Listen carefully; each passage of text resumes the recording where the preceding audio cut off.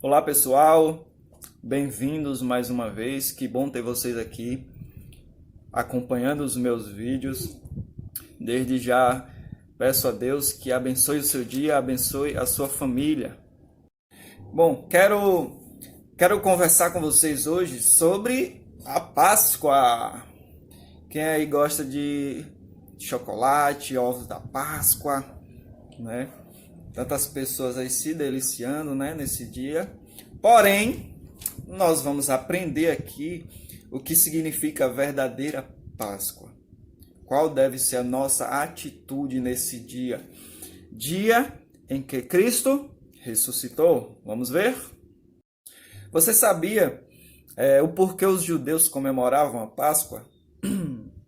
A Páscoa era comemorada porque o povo foi liberto do Egito, onde eles estavam escravizados durante 400 anos, né? E após essa libertação, Deus pediu que eles comemorassem a Páscoa, que representaria a libertação deles.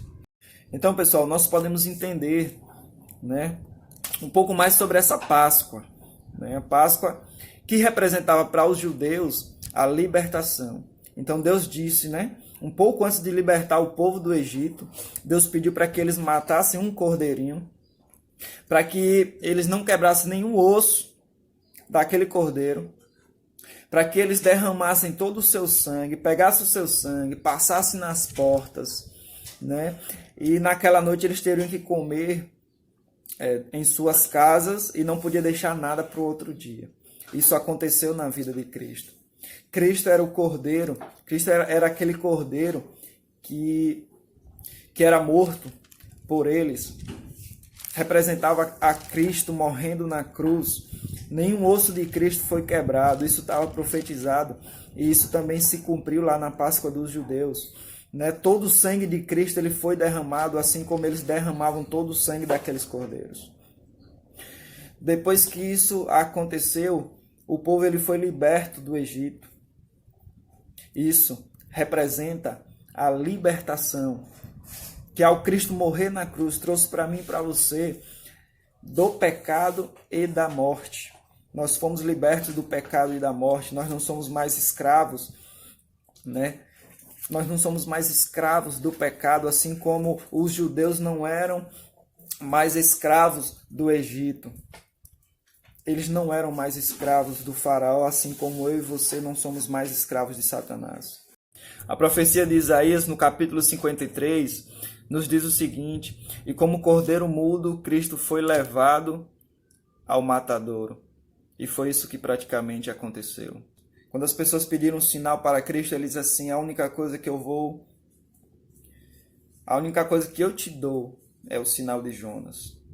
Assim como Jonas passou 3 dias na barriga da baleia, o Filho do Homem passará 3 dias numa sepultura. E foi isso que aconteceu. Mas chegando ao 3º dia, que era o primeiro dia da semana, aconteceu que, alta madrugada, foram as mulheres ao túmulo. Isso está lá em Lucas capítulo 24. Levando os aromas que haviam preparado, e encontraram a pedra removida do sepulcro.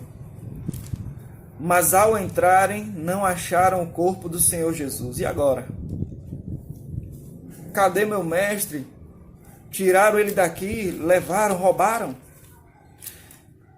Elas pensaram que tinham tirado o corpo de Jesus de lá. Olha que interessante. Elas esqueceram da promessa de Cristo. Eles esqueceram das várias vezes que Cristo disse que ele teria que morrer e ressuscitar ao 3º dia. Todos os discípulos acabaram esquecendo isso. Todas as mulheres também que o seguiam acabaram esquecendo isso. E neste momento que elas se viraram e elas não sabiam o que tinha acontecido, aconteceu que, perplexas a esse respeito, apareceram-lhe 2 varões com vestes resplandecentes. Aqueles 2 anjos, eles desceram para desenrolar o corpo de Jesus. Eles removeram a pedra e eles desenrolaram o corpo de Jesus. Jesus ressuscitou. Então aqueles dois varões, ele chega para aquelas mulheres e diz o seguinte: por que buscais entre os mortos ao que vive? Essa é uma mensagem interessante, meus irmãos. Porque muitas vezes nós buscamos entre os mortos aquele que está vivo. Cristo não é aquele Cristo mais que morreu na cruz. Não é aquele Cristo mais que foi levado à sepultura. Cristo, ele vive. Cristo não é aquele que foi crucificado, não é aquele que estava na sepultura mais. Não é esse Cristo que nós devemos lembrar. Nós temos que lembrar que o Cristo a quem seguimos é um Cristo vivo. É um Cristo que está agora, neste momento, nos observando ao teu lado, olhando para você e vendo o que você está fazendo. O que você está fazendo com respeito a Cristo ter morrido no seu lugar e ter ressuscitado. Comendo chocolate e achando que está, de alguma forma, honrando a ressurreição de Cristo. Você acha que está de alguma forma honrando a morte de Cristo fazendo isso? Eu vou te dizer que não. É totalmente contrário. Isso é totalmente controverso ao que Cristo fez por nós. Não é esse sacrifício que Deus quer de você. Deus quer transformar a sua vida, transformar o seu coração. Deus quer que você entenda que Ele morreu e ressuscitou para te salvar, para que você ressuscitasse também.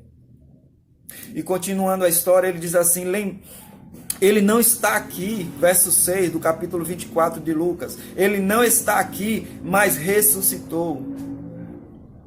Lembrai-vos de como vos preveniu, estando ainda na Galileia, quando disse: importa que o Filho do Homem seja entregue nas mãos de pecadores, e ele seja crucificado e ressuscite no terceiro dia.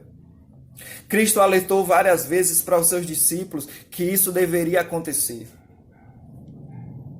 Cristo era aquele cordeirinho que foi morto lá desde o princípio, desde a fundação do mundo. Já estava há muito tempo profetizado. Cristo já tinha aceitado vir morrer por mim e por você, mesmo antes dele criar tudo isso que nós conhecemos. Cristo, ele vive. E porque ele vive, eu posso crer no amanhã. Porque ele vive, eu posso crer que eu posso ter uma vida eterna, uma vida de verdade. Sem morte, sem pranto, sem dor, sem luto. Porque ele vive, é que nós temos esperança. Eu e você. O que Cristo quer de nós? Ao meditarmos em seu sacrifício, Ele quer transformar o nosso coração. O povo foi liberto do Egito. E quando Cristo morreu na cruz, Ele nos libertou da garra do pecado e da morte. Creia nisso, entregue sua vida a Jesus. E Ele te abençoará. Amém?